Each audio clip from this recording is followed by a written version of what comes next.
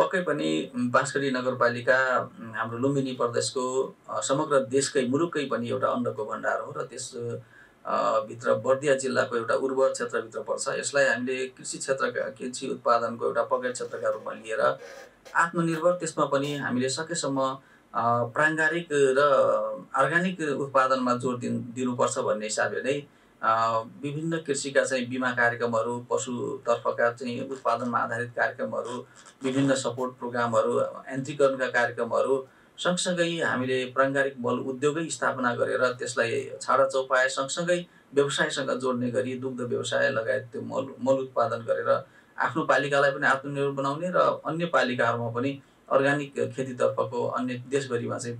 एउटा चाहिँ सन्देश दिने गरी अगाडि बढेका छौँ। मूल रूपमा किसानहरूलाई लक्षित गरेर